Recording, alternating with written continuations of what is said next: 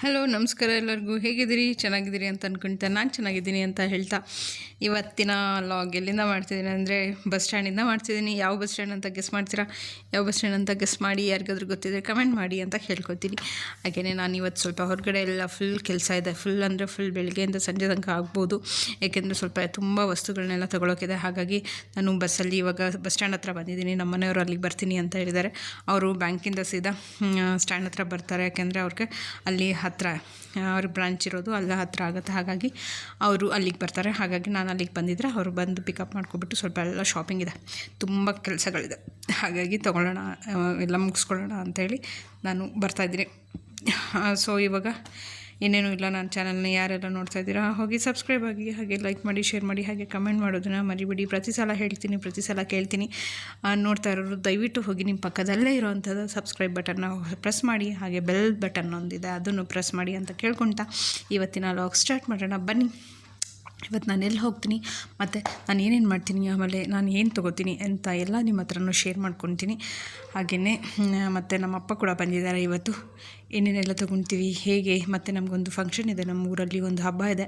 ಅದಕ್ಕೋಸ್ಕರ ಎಲ್ಲದನ್ನು ಐಟಮ್ನ ತೊಗೊಂಡೋಕ್ಕೆ ಅಂತ ಬಂದಿರೋದು. ನಮ್ಮ ಮನೆಯವ್ರು ಕಾಯ್ತಾ ಇದ್ದಾರೆ. ಸರ್ ಪಟ್ ಅಂತ ಹೋಗ್ಬಿಡೋಣ ಬನ್ನಿ.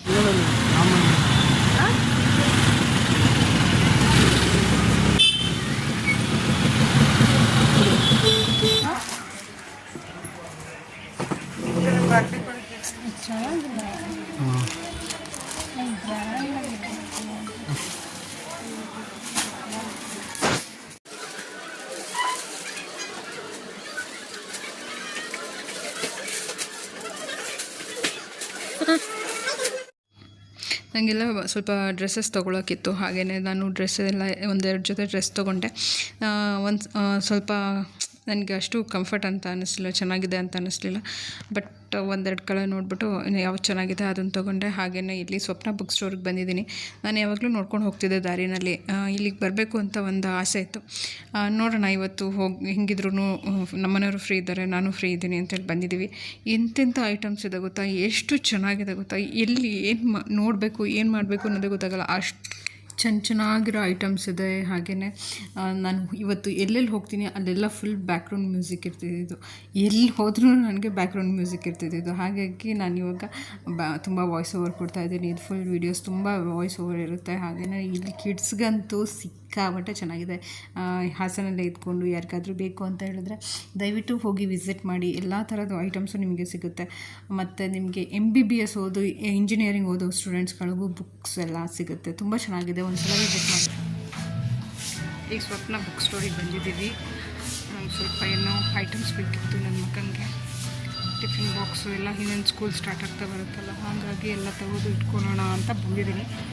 ಬಟ್ ಇನ್ನೂ ತುಂಬ ಕಲೆಕ್ಷನ್ಸ್ ಬಂದಿಲ್ಲ. ನಾನು ಸ್ವಲ್ಪ ಡಿಫ್ರೆಂಟಾಗಿ ನೋಡ್ತಾಯಿದ್ದೀನಿ, ಅವಿನ್ನೂ ಬಂದಿಲ್ಲ, ನೋಡಬೇಕು.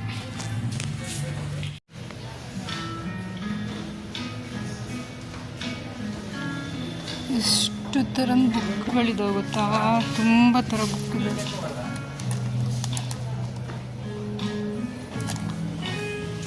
ಎಷ್ಟು ಬುಕ್ಸ್ ಇದೆ ಅಲ್ವಾ, ಇಲ್ಲಿ ನೋಡಿ. ಇಲ್ಲಿ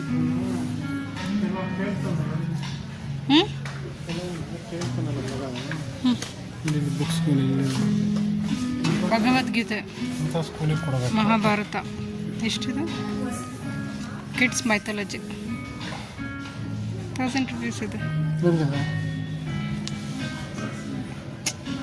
ಇಲ್ಲ, ಇದನ್ನು ಸ್ಕೂಲಿಗೆ ಕೊಡಬೇಕು, ಇದನ್ನು ಓದಬೇಕಿಲ್ಲ ಅಂದರೆ ಮಕ್ಳಿಗೆ ಓದೋದು. ರಾಮಾಯಣ ಅವನಿಗೆ ಓದೋಷ್ಟು ಕೊಟ್ಟಿರ್ತಾರೆ ಮಕ್ಕಳಿಗೆ 700 ರೂಪೀಸ್.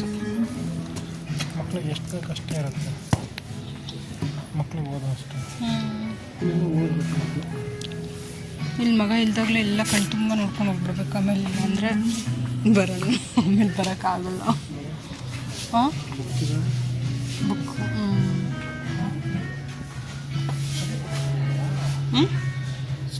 ಬೇಕಾದರೆ ಫುಲ್ ಬೆಳಕಿತ್ತು. ಇವಾಗ ವಾಪಸ್ ಕತ್ಲಾಗ್ಬಿಡಿದೆ. ಕತ್ಲೆ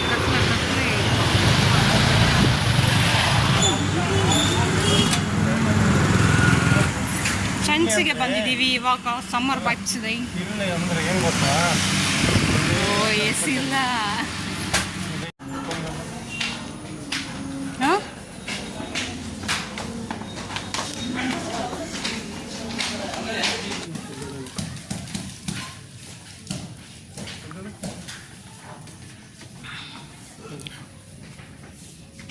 ಅದು ಚೆನ್ನಾಗಿ. ನನ್ನ ಬಟ್ಟೆ ಬೇಕಾದ್ರೆ ಎಷ್ಟು ಬೇಕಾದ್ರೆ ಸೆಲೆಕ್ಟ್ ಮಾಡಿ ಪಟ್ ಅಂತ 5 ನಿಮಿಷಕ್ಕೆ ಸೆಲೆಕ್ಟ್ ಮಾಡ್ತೀನಿ. ಆಗ್ತಿಲ್ಲ ಸೆಲೆಕ್ಟ್ ಮಾಡೋದು ಇದು. ಬಟ್ಟೆಲ್ಲ ಚೆನ್ನಾಗಿಲ್ವಂತೆ ಹಿಂಗೆ. ಶರ್ಟ್ ನನ್ನ ಸ್ಲಿಪ್ಪರ್ ಕಟ್ಟಾಗಕ್ಕಾಗ್ಬಿಟ್ಟಿದೆ. ಹಾಂ, ಫೈನಲಿ ಡಿಸೈಡೆಡ್ ಯಾವುದು ಬೇಡ. ತಗೊಂಡ್ರೆ ತೊಗೋಬೋದು, ಸುಮ್ಮನೆ ತೊಗೊಳಲ್ಲ. ತೊಗೊಂಡ್ರೆ ತೊಗೊಂಡು ಇಲ್ಲಿ ಸೆಲೆಕ್ಷನ್ ಮಾಡಲ್ಲ. ಇಲ್ಲದೆಯಲ್ಲ ಟೀ ಶರ್ಟ್ಸ್ ಚಂದ ಇದೆ. ಟೀ ಶರ್ಟ್ಸ್ ಬಿಟ್ಟು ನೋಡಿ, ಇದು ಕ್ವಾಲಿಟಿ ಚೆನ್ನಾಗಿದೆ, ತಗೊಳ್ಳಿದ್ದು.